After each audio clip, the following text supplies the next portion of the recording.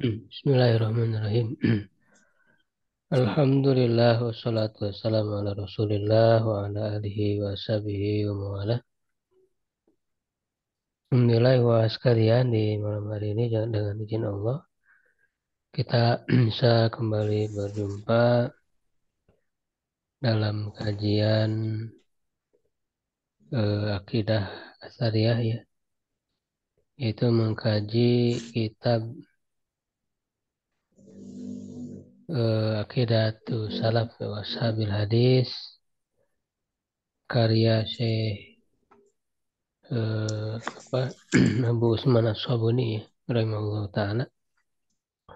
Masih di pembahasan tentang sifat kalam ya, kalamullah. Ini didahulukan pembahasannya karena merupakan pembahasan yang cukup besar. Perlu penjelasan yang lebih dalam ya agar kita mengetahui bagaimana perkataan Ahlussunnah dalam permasalahan tentang sifat kalam ya bagi Allah Subhanahu wa taala. Karena tidak sedikit yang kemudian tergelincir di dalam memahami sifat kalam ini. Jadi ada beberapa poin ya sebelum kita masuk ke lanjutan dari yang ada di kitab. Itu kan terakhir pada perkataan Ibnu Uzaimah ya tentang hukum orang yang mengatakan Al-Quran itu makhluk. Ya maka dia itu kafir ya kalau memang dengan eh, meyakini ya seperti itu. Secara sengaja, secara sadar, paham gitu ya. Itu terakhir sampai situ perkataan Ibnu Zaimah. Nah, berikutnya itu tentang permasalahan tentang lafad ya. Fa'amal lafzu bil Quran. Permasalahan lafad bil Quran itu maksudnya mengatakan lafzi bil Quran ya makhluk ya atau gair makhluk begitu.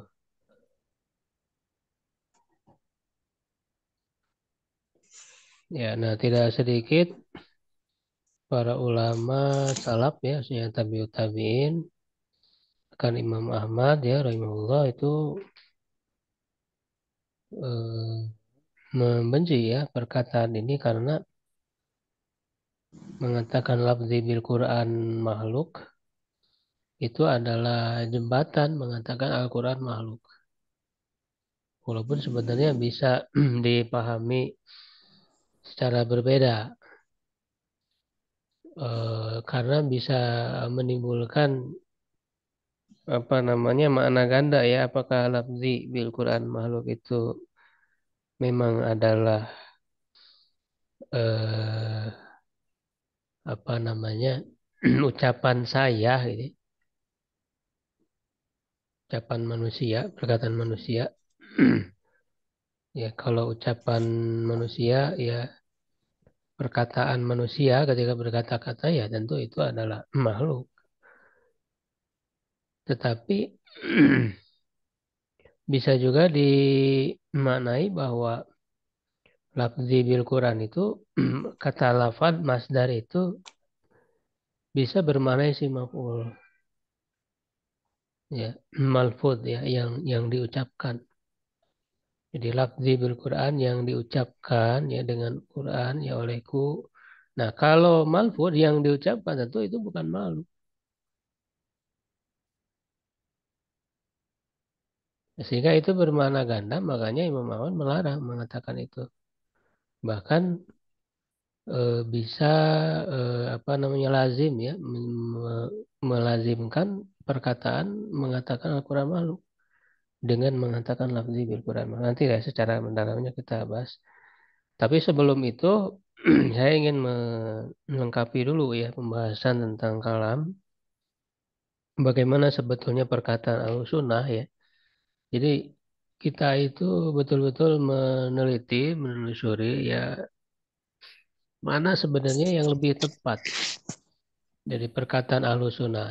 Ketika kita membahas perkataan Ahlussunnah, justru apa namanya, kita mesti melihat perkataan para ulama salafus saleh, khususnya tabiut tabiin. Jadi yang kita lihat ya, banyak perkataan mereka dalam hal akidah, termasuk sifat-sifat Allah, itu kan tentu di generasi tabiut tabiin. Karena kalau generasi sahabat tabiin itu belum terlalu banyak mereka merespon ya, karena memang banyak penyimpangan itu di zaman tabiut tabiin, sehingga para ulama tabiut tabiin merespon itu. Jadi ketika disebut salaf ya, yang paling banyaknya ucapan tabiut tabiin. Tabiut tabiin itu ya seperti Imam Ahmad ya, para imam madhab itu generasi tabiut tabiin ya, atau yang dekat dengan itu. Nah, kita bisa telusuri saja di perkataan dalam kitab-kitab mereka ya. Itu kan ada karya-karya dan sangat banyak kalau kita mau mempelajari ya. Masalahnya tidak mau eh, menggali, tidak mau menyusuri gitu kan. Bahkan tidak sedikit juga orang-orang yang tidak akrab ya ataupun asing dengan kitab-kitab ini mudah mengatakan oh ini tidak benar penisbatan kitabnya. Padahal itu sudah diakui ya oleh banyak ulama, bahkan oleh para murid-murid ya, oleh para ulama setelahnya itu diriwayatkan ya, seperti misalnya Imam Ahmad ya punya karya Ar-Rad ala Zamiyah wa Zanadiqo ya, itu kan kitab yang diakui oleh para murid, para ulama setelahnya diriwayatkan. Ya bahkan termasuk oleh yang agak berbeda gitu kan akidahnya, itu juga sebagian mereka mengakuinya. Ya, jadi tidak sedikit kitab-kitab yang sebetulnya itu valid ya nisbatnya kepada para ulama itu mereka meragukan karena memang faktanya berbeda gitu kan dengan keyakinan mereka. Padahal bisa dipertanggungjawabkan penisbatan. Ya, jadi kita tinggal lihat saja kitab-kitab para ulama itu ya, dari mulai Imam Ahmad ya dalam karya beliau yang tadi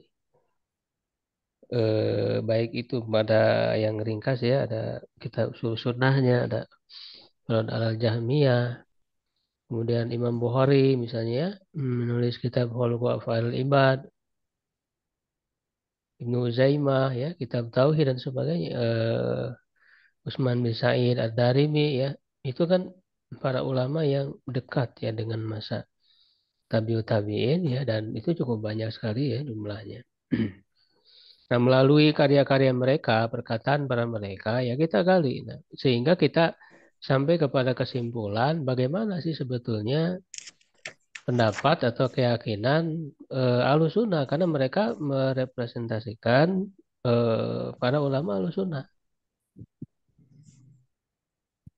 Jadi kita lihatnya objektif saja gitu kan. Karena para ulama salafus soleh, mereka berpegang kepada sunnah, berpegang kepada asar, ya hadis-hadis ya secara kuat. Makanya mereka dalam judul kitab yang kita bahas ini kan Ashabul Hadis, ahli hadis gitu kan. Nah itu kan mereka merespon penyimpangan ketika itu yang penyimpangan itu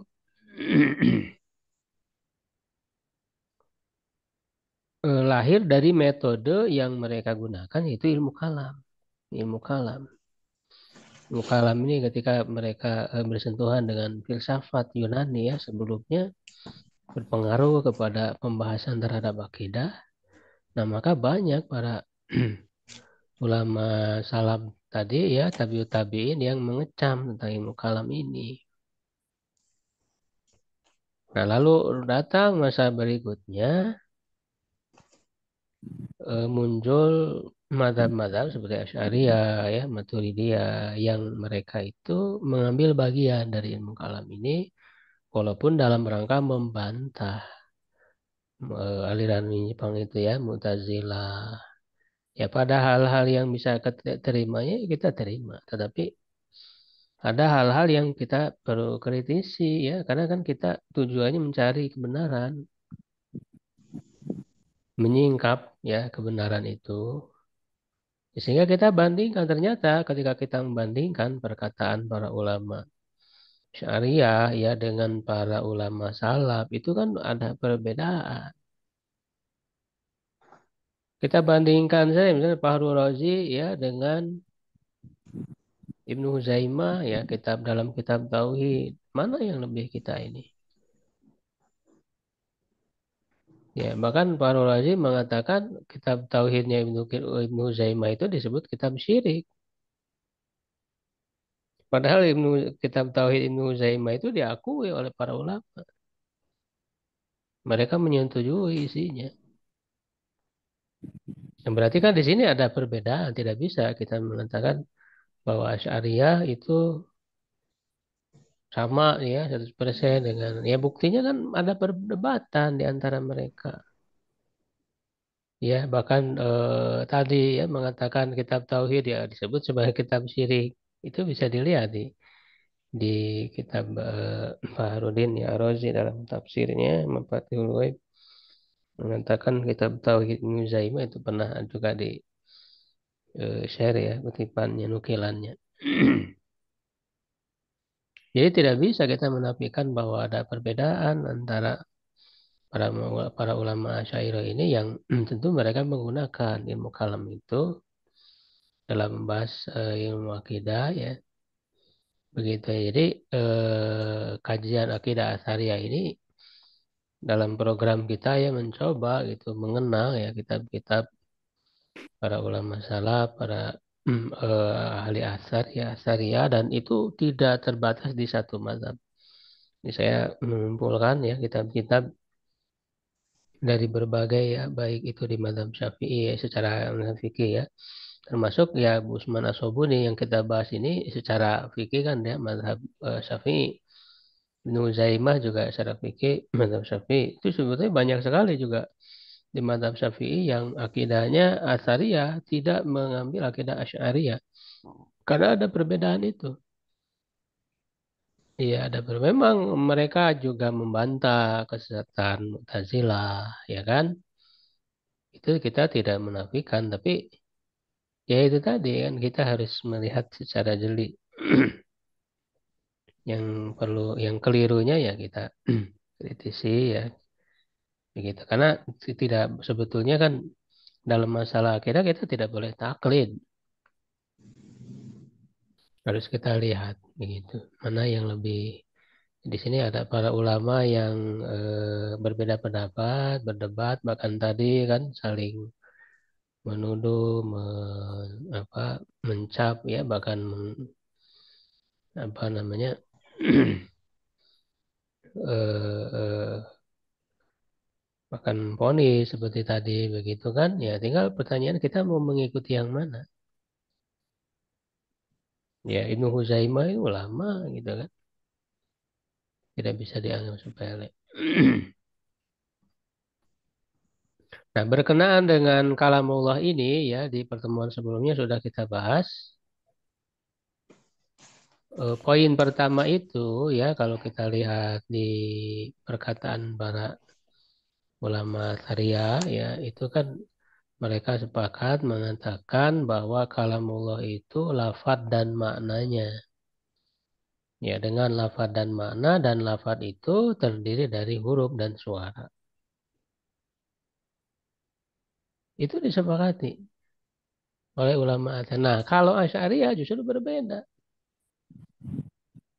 Bahkan imamnya sendiri, tokohnya sendiri, Abul Hasan Asy'ari mengatakan, ya, apa namanya, berpendirian seperti itu, bahwa kalamullah itu hanya yang yang kalamullahnya adalah kalam nafsi saja secara maknawi.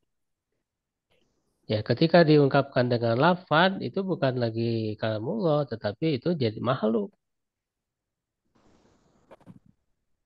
Padahal kalau kita lihat para ulama salaf, para ulama tidak ada yang mengatakan itu. Makanya Ibnu Qudamah itu sangat keras dalam penjelasan beliau di kitab tentang kalam ya, tentang kalam. Jadi tidak ada orang yang mengatakan itu sebelum selain apa sebelum daripada imam mereka ini yaitu Abu Hasan Asy'ari. Ya, tidak ada para ulama Imam Ahmad, ya, Imam Syafi'i, Imam Malik semua, ya, Abu Hanifah. Tidak ada yang mengatakan bahwa kalamullah itu hanya kalam nafsi, sedangkan lafzi bukan kalamullah dianggap sebagai makhluk. Nah, ini bertentangan dengan akidah Ahlussunnah, akidah salaf yang benar. Ya. Nah, itu kan sampai berkesimpulan seperti itu, ya, itu kan landasannya ya metode kalamiah tadi, ya. Jadi kalau dianggap bahwa kalamullah terdiri dari huruf-huruf, ya, berarti ada awalan, ada akhiran. Ya, ya ujung-ujungnya itu menolak itu. Ya, padahal karena mereka membahas itu, ya membahas bahwa huruf-huruf itu dengan cara pandang atau berangkat dari apa yang mereka tahu dari makhluk. Padahal sudah perjelas ya, sudah ditutup untuk mendalami itu dengan laisa kamitslihi syai'un, tidak ada yang serupa. Jadi ketika disebut suara bahkan ada hadis yang menyebutnya secara jelas. Ya, summa yunadihim bisautin. Kemudian Allah memanggil mereka dengan suara, ya kan? Sami aman bauda kama sami aman koruba. Gitu. Mendengar yang jauh sebagaimana yang dekat juga mendengarnya. Nah, itu kan jelas penisbatan suara kepada Allah. Nah, tidak boleh kita kemudian menyamakan suara Allah dengan makhluk. Mereka kan menafikan, oh tidak mungkin Allah dengan suara, karena kalau suara itu berarti menunjukkan makhluk. Yaitu mereka berarti sudah menyamakan terlebih dahulu suara itu dengan suara makhluk. Padahal kita katakan saja suara Allah itu ya berbeda dengan suara makhluk. Yaitu seperti dikatakan oleh Imam Bukhari jelas dalam kitab Khulqu Af'alil Ibad, ya fi hadza dalil dalamnya atau fihi dalil dalamnya ada dalil ya bahwa suara Allah ya suara Allah ya la yusbihu ya aswatal makhlukin, tidak sama dengan suara makhluk. Itu kan jelas Imam Bukhari mengatakan itu. Itu poin pertama ya yang sudah kita perdalam di pertemuan sebelumnya. Nah, makanya Abu Nasr As-Saji itu wafat tahun 444 menulis secara khusus kitab bantahan ya risalahnya kepada penduduk Zubaid, yaitu Ar-Firradi ala man ankara sauta al-harfa was saut.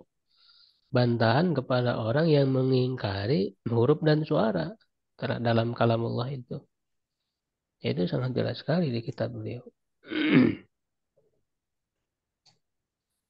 Ya, kemudian yang kedua, poin yang kedua atau asrusani ya, asal yang kedua dalam sifat kalam ini, ya anal kalam sifatun qaimatun bidzatillah wa laysa munfasilan anhu.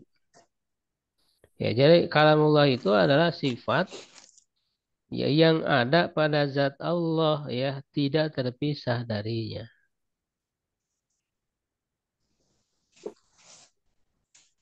Jadi bukan sesuatu yang di luar dari zat Allah, kalamullah itu. Ya, jadi yang namanya sifat itu kan melekat pada mausuf, bukan sesuatu yang berbeda dari mausufnya, dari yang disifatinya. Ya, dan itu tidak menjadi menunjukkan berbilang ya seperti pemahaman orang-orang Mu'tazilah. Mereka orang Mu'tazilah itu kan menafikan sifat karena menganggap kalau sifat ditetapkan berarti berbilang gitu. Padahal Allah kan esa ya, qul huwallahu ahad. Paham. Ya, kalau ditetapkan sifat-sifat berarti ada yang selain Allah gitu yang ini. Nah, itu kan pemahaman mereka di situ. Yang disebut dengan ta'adudul qudama. Jadi yang kodim itu jadi berbilang ya kalau kalau ada sifat-sifat sehingga mereka menafikan sifat. Ya, kembalinya ke zat aja semua gitu. Tidak ada sifat bagi Allah itu. Walaupun mereka tetap menetapkan nama-namanya ya Samiun, Alim. Mereka mengatakan begitu. Samiun, ya Alimun, Basir. Tapi Samiun bila Sam'in, Basirun bila Basorin. Jadi yang dimaksud Samiun itu kembali ke zat semuanya. Tidak ada sifat. Nah, itu bagi Mu'tazilah kan begitu. Jadi dianggap berbilang, padahal tidak berbilang, ya. Tidak tidak bertentangan dengan keesaan Allah. Allah tetap esa, cuman memiliki sifat-sifat yang banyak. Nah, sifat-sifat itu qaim ya bidatillah, ya ada menetap pada zat Allah, tidak terpisah, ya termasuk dalam kalamullah ini, gitu. Termasuk tadi ya dengan lafaz dan maknanya, yaitu semuanya ada pada zat Allah, ya begitu.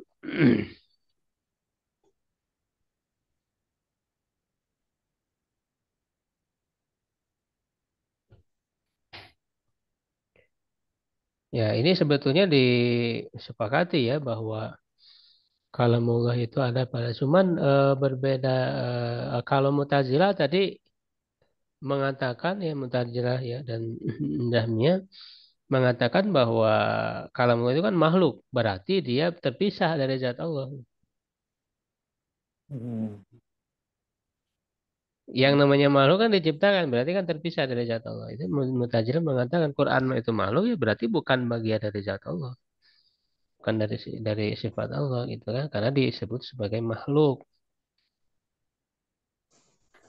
Ya dari sisi ini sebetulnya dengan Asy'ariyah ya, Maturidiyah, ini Asy'ariyah, Maturidiyah, Kulabiyah ini disebut sebagai mazhab talfik ya, mulafik.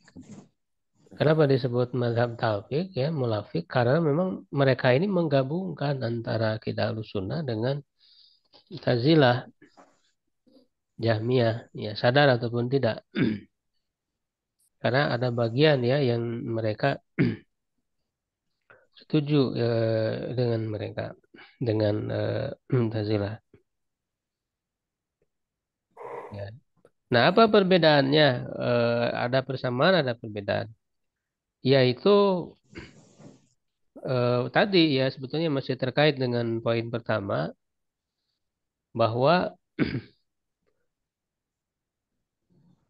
yang menetap ya yang ada pada zat Allah itu ya kalamullah yang merupakan kalamullah itu hanya makna saja, maknanya saja nafsi disebut kalam nafsi.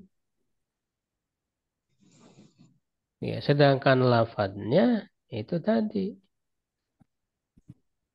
ya mereka mengatakan lafadznya adalah makhluk sehingga yang kalamullah yang qaim bidatilahnya itu hanya kalam nafsi saja. Ketika diungkapkan dengan lafaz, makanya mereka tadi mengingkari adanya suara, ya huruf yang padahal kan ketika Nabi Muhammad kan juga selain disampaikan melalui malaikat Jibril, ya itu kan beliau juga ada mendengar langsung dari Allah. Jadi pada peristiwa Isra Mi'raj kan gitu. Termasuk Nabi Musa kan disebut kalimullah. Kenapa? Karena diajak bicara langsung oleh Allah, tidak tidak melalui perantara malaikat Jibril. Nah, ketika Nabi Musa mendengar ya kalamullah, itu yang didengar itu apa? Kalamullah atau apa? Dan jelas yang didengar adalah kalamullah. Nah, kalau yang didengar kalamullah, yang bisa didengar oleh manusia itu pasti suara. Yang didengar itu suara. Sehingga ya jelas para ulama mengatakan kalamullah itu ya dengan suara dan terdiri dari huruf-huruf yang bisa didengar oleh manusia itu. Ya. Nah, jadi perbedaannya di situ ya.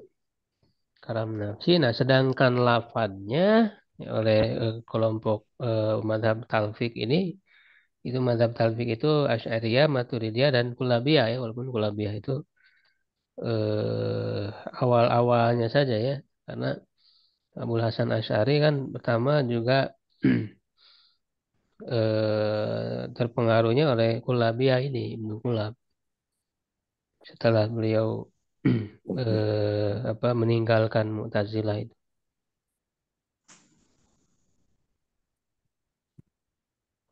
Ya. Nah, jadi mereka itu jadi setengah-setengah, setengah mengatakan Quran itu makhluk, setengah mengatakan Quran itu bukan makhluk.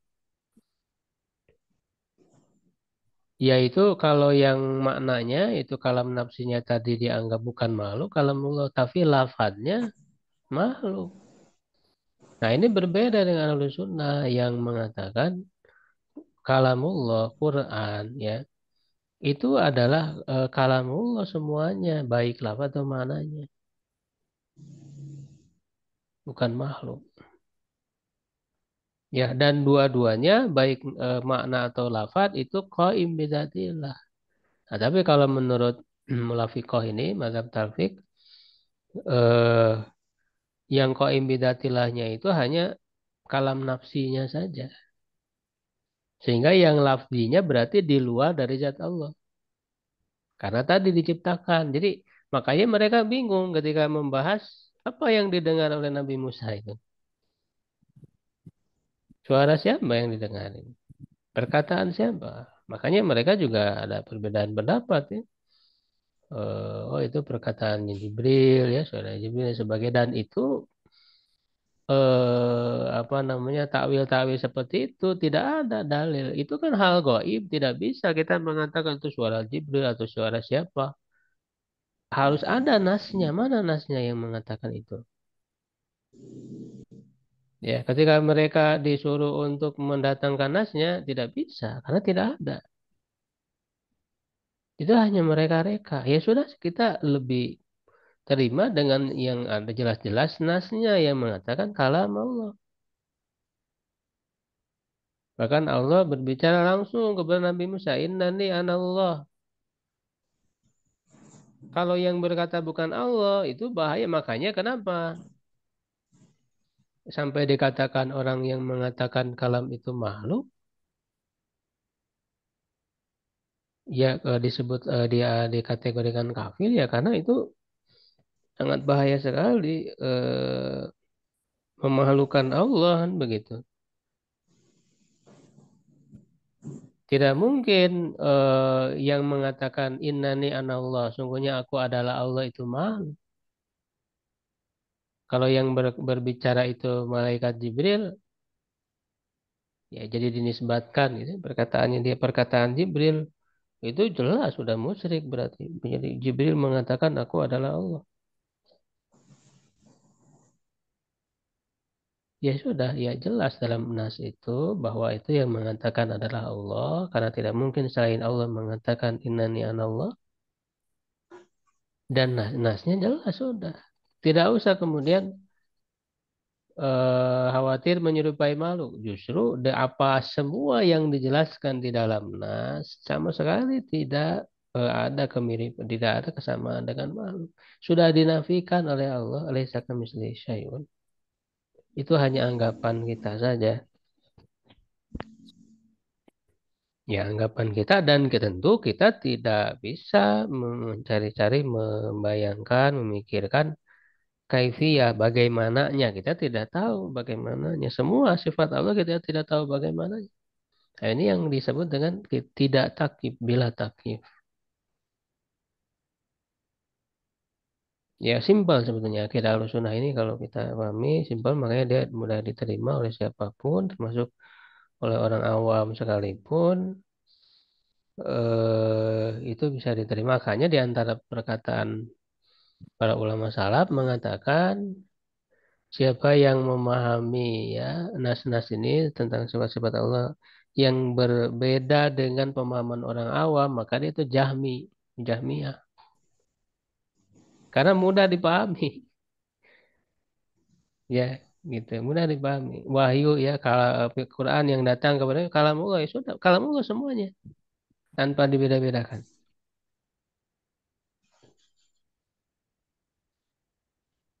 Ya. Apa dalil-dalil ya yang menunjukkan bahwa kalamullah itu ada ya pada zat Allah, yang menetap pada zat Allah.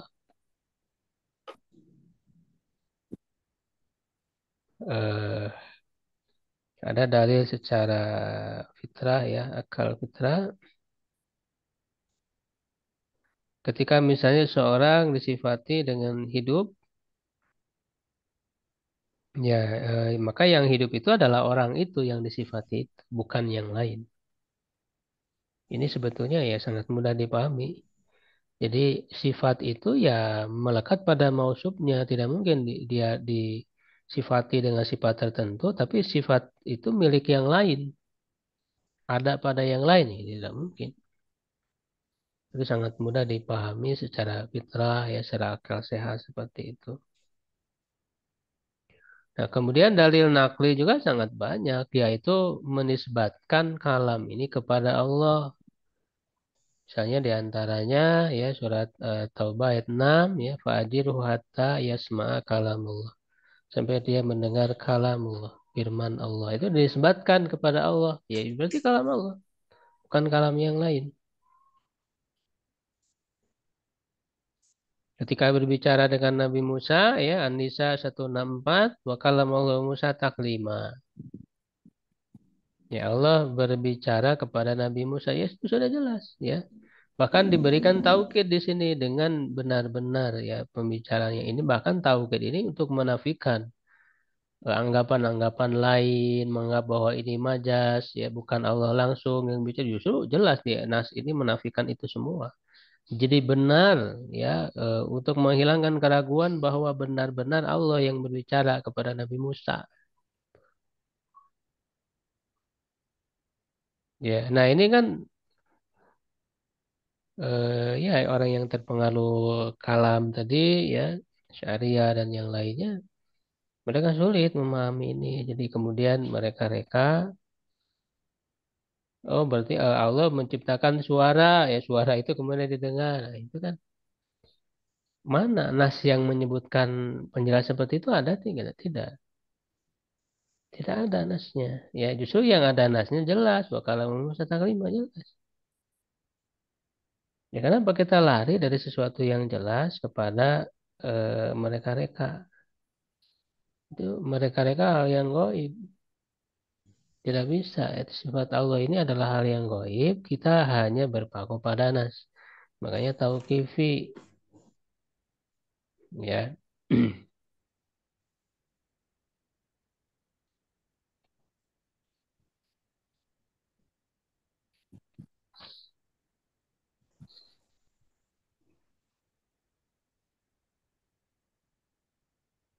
Kemudian juga berbicara langsung ya Allah ya seperti tadi dengan Nabi Musa ya. Itu kan tidak mungkin kemudian ditafsirkan atau ditakwilkan, dialihkan maknanya bahwa yang berbicara bukan Allah. Padahal jelas dalam ayat ini yang berbicaranya adalah Allah. Ya menisbatkan kalimat ya kepada Allah, kalimat Rabbi gitu ya. Kemudian juga memanggil ya, menisbatkan memanggil pada kalamullah. Nah, yang namanya panggilan itu dengan suara. Bagaimana Nabi Musa misalnya mendengar firman Allah itu kalau tidak ada suara?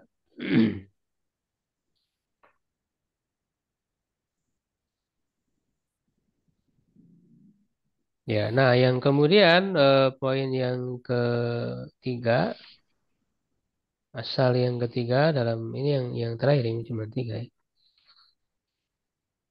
Hmm. Nah, ini asal yang ketiga juga banyak ditentang, yaitu anna kalamullah qadibun nau mutajadidul ahad wal afrod. Kalamullah itu ya secara jenisnya itu qadim, azali. Jadi sejak dulu, jadi tidak didahului oleh ketiadaan. Yang namanya qadim itu tidak didahului oleh ketiadaan. Jadi Allah itu sejak dulu memang mutakalim. Allah itu bisa berbicara.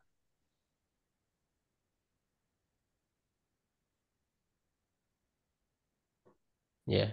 Ya, tetapi ketika kalamullah itu disampaikan kepada para rasul, ya itu kan tentu apa namanya?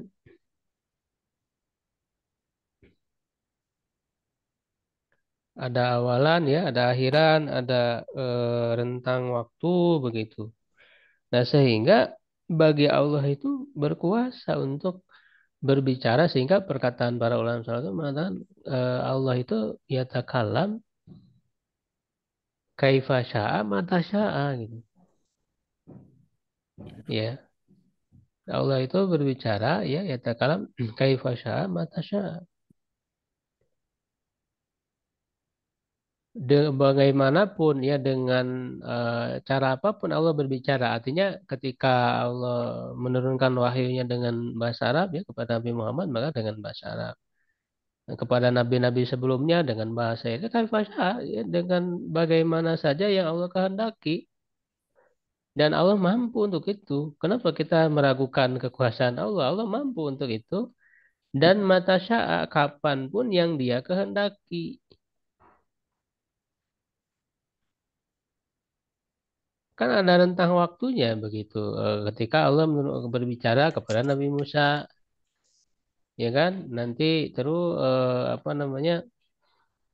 Masa berikutnya menurunkan wahyu lagi kepada nabi yang lain kan begitu. Nah, sehingga ini yang disebut dengan mutajadid,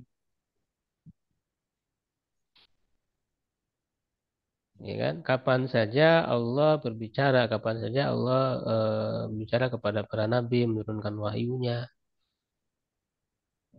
Ya, nah inilah yang kemudian berbeda ya dengan kelompok-kelompok yang lain yang menganggap bahwa eh, kalamullah itu apa namanya kodim semua gitu. Jadi yang kemudian disampaikan ya yang kapan saja yaitu sampai kepada para nabi, pada para rasul itu ya mereka anggap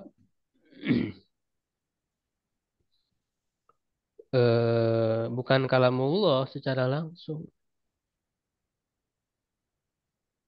Ya, nah ini juga sebetulnya ada pengaruh ya dari metode kalamiah ya, itu bahwa tidak boleh masuk dalam waktu, dalam rentang waktu gitu. Padahal kan Allah berkuasa ya untuk berbicara, termasuk juga nanti perbuatan-perbuatan lain ya. Ini yang disebut dengan sifat fi'liyah itu ya, sifat ikhtiariyah.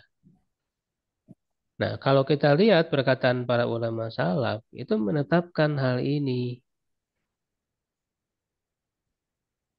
menetapkan hal ini. Nah, sedangkan ahli kalam baik itu Mu'tazilah sampai dengan yang Mulafiqah tadi ya, Asy'ariyah, Maturidiyah, Kullabiyah, mereka tidak bisa menerima ini.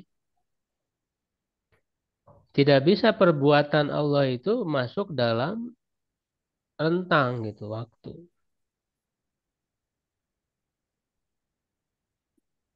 Ya, padahal kan Allah berkuasa untuk itu dan tidak menunjukkan bahwa Allah itu butuh kepada makhluk, tidak.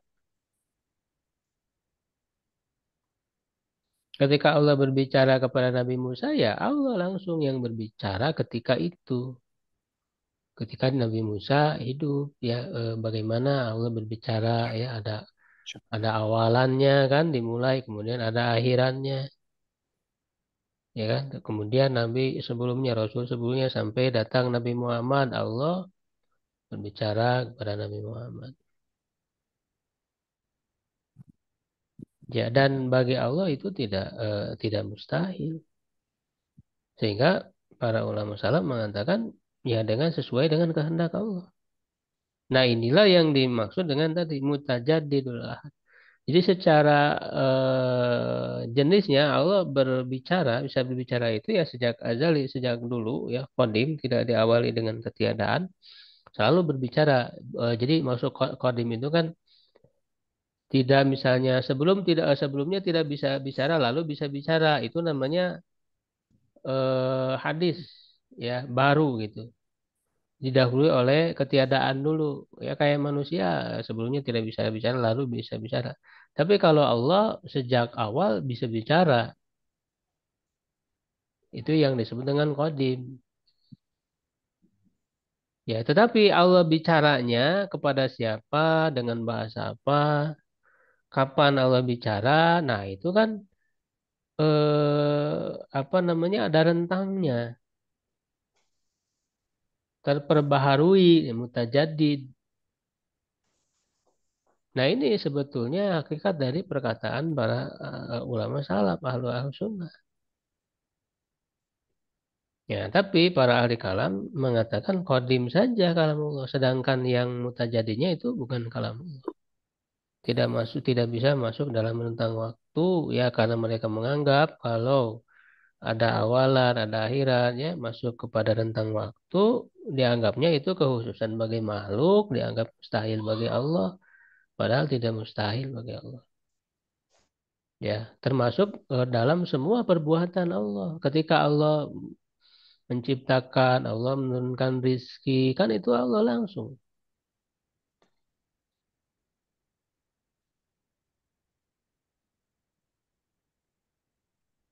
Ya, bukan bergerak sendiri. Hmm. Allah melakukan itu dengan kehendaknya, dengan irodahnya.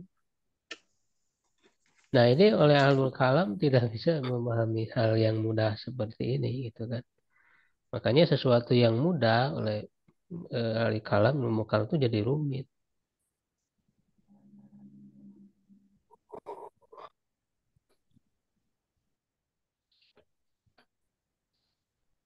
Ya, apa dalil-dalil ya yang menunjukkan bahwa kalamullah qadim ya secara jenisnya, naunya dan terperbaharui ya mutajadid atau disebut juga dengan hadis. Di hadis yang disebut hadis itu kan belum tentu makhluk. Ya hadis itu makanya kalau Ibnu Taimiyah menggunakan istilahnya hadis ya qadimun naw hadisul ahad. Hadis di situ bukan menunjukkan makhluk, maksudnya adalah mutajadid. Oh. Ya. Kan ketika Allah berbicara dengan Nabi Musa kan tidak tidak terus berbicara dengan Nabi Musa. Sebelumnya belum bicara. Setelah berbicara kemudian selesai itu namanya mutajadid namanya. Tidak bicara terus menerus kan gitu.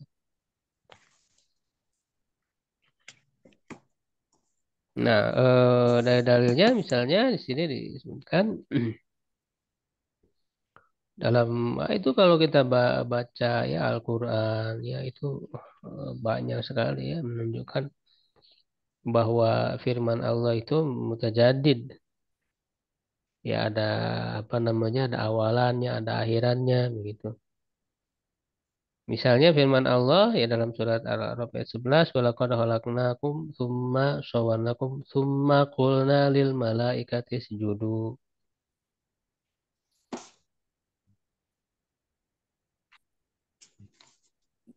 Ya itu di sini ada tsumma qulna, kemudian kami berkata kepada malaikat. Ya ada kata summa kemudian.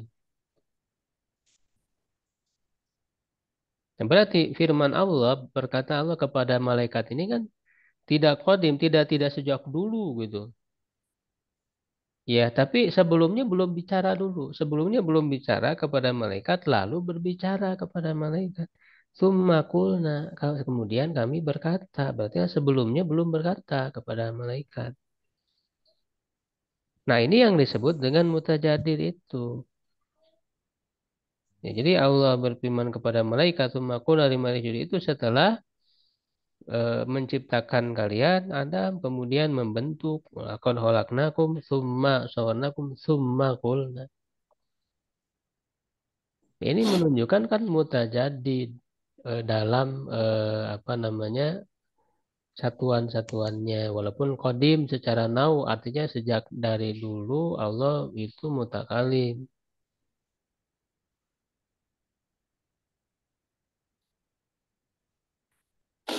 Ya kalau menurut Asy'ariyah dan yang lainnya, kalam itu kodim semua gitu. Ya, kodim semua sejak dari dulu berbicara. Nah, adapun nanti ketika berbicara kepadanya itu bukan langsung kalamullah, bukan langsung Allah berbicara. Lalu siapa kalau bukan Allah yang berbicara gitu? Padahal jelas dalam nasnya Allah yang berbicara.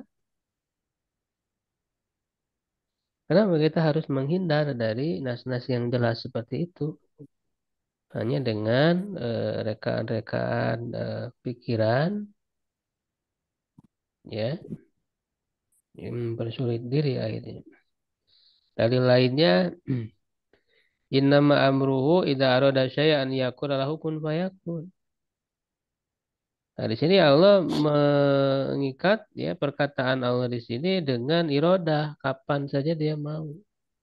Kalau mau, kalau berkehendak ya, menginginkan sesuatu lalu berkata, ini kan kalamullah. Karena kalamullah itu ada dua ya, ada dua macam. Ada kalamullah yang bersifat syariat, tasyri'iyah ya, kalam. Ada yang bersifat kauniyah, berkaitan dengan alam, apa namanya, penciptaan alam semesta. Ketika Allah berkehendak terhadap sesuatu mengatakan kun fayakun, maka terjadilah. Nah, kata kun itu bukan kodim, ya, artinya bukan sejak dulu Allah mengatakan itu. Justru ketika berkehendak, lalu baru Allah mengatakan kun. Artinya kan sebelumnya belum gitu. Sebelumnya belum mengatakan kun, lalu ketika berkehendak Allah mengatakan kun. Nah, ini yang disebut mutajadid. Satuan-satuannya mutajadid kalamullah itu. Sedangkan secara macam tadi kodim. Artinya tidak didahului bahwa Allah tidak bicara lalu bisa bicara. Tidak. Jadi sejak dulu bisa bicara Allah itu. Mutakalim. Nah itu yang dimaksud dengan qadimun nau ya. Mutajadidul ahad. Nah inilah sesuai dengan nas dan juga perkataan para ulama salaf.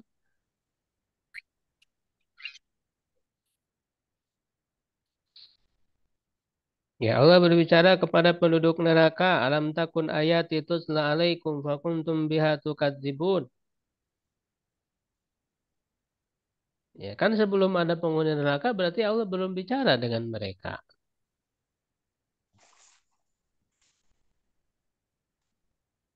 Lalu kemudian ketika sudah ada penghuni neraka Allah berbicara kepada mereka. Artinya mutajadid gitu.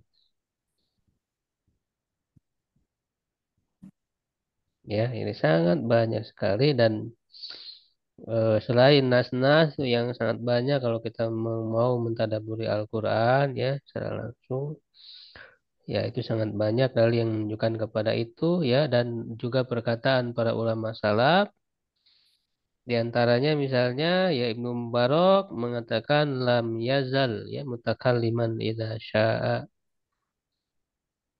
Allah itu ya tetap ya berbicara apabila dia berkehendak. Perkataan Imam Ahmad, "Innallaha lam yazal mutakaliman idza syaa. Wala naqulu innahu kana wala yatakallam hatta khalaqal kalam." Ya, sungguhnya Allah tetap ya berbicara apabila Dia berkehendak dan kita tidak mengatakan sungguhnya Allah ada, tidak berkata lalu menciptakan perkataan, tidak ya, tidak mengatakan begitu karena kalam itu sifat Allah bukan makhluk. Ya, ini Mu'tazilah yang mengatakan kalam itu adalah diciptakan oleh Allah. Hmm.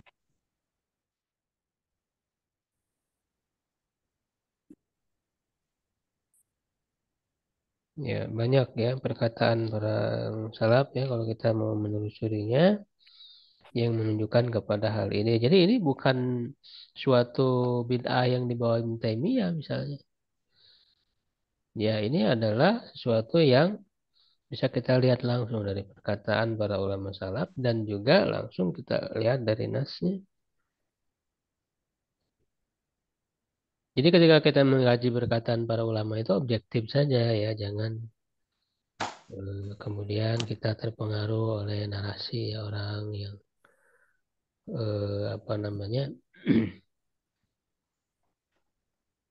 me-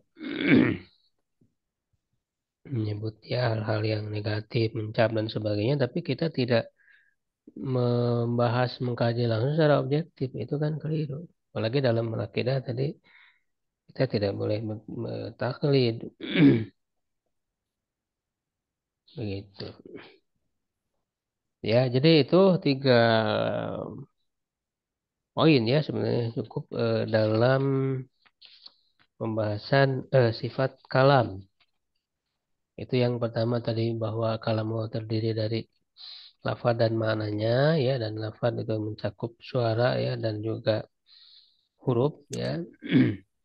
Kemudian yang kedua itu ada pada zat Allah ya melekat ya bukan sesuatu yang terpisah dari Allah ya dan yang ketiga kodim secara jenisnya artinya Allah sejak dulu itu mampu berbicara ya berbicara dan tidak didahului oleh ketidakmampuan berbicara sejak dulu bisa bicara dan secara satuan-satuan kalamnya itu mutajadid terperbaharui gitu. Ketika Allah berkehendak Allah kemudian bicara dan itu pun apa namanya ada rentangnya begitu ada awalan ada akhiran ya jadi itu inti dari perkataan Ahlussunnah dalam kalamullah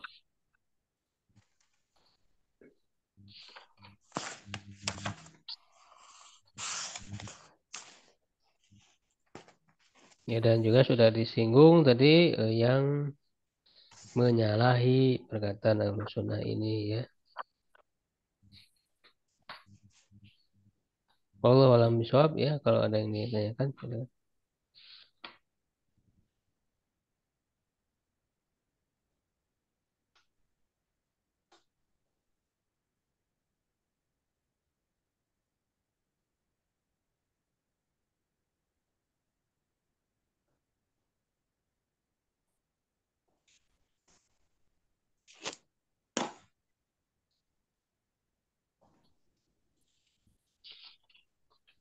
Baik sudah jelas ya nanti kita belum masuk ke pembahasan yang lanjutannya ya karena itu ada permasalahan lain sebenarnya lafaz ya lafaz bil Quran tapi masih tentang kalamullah juga.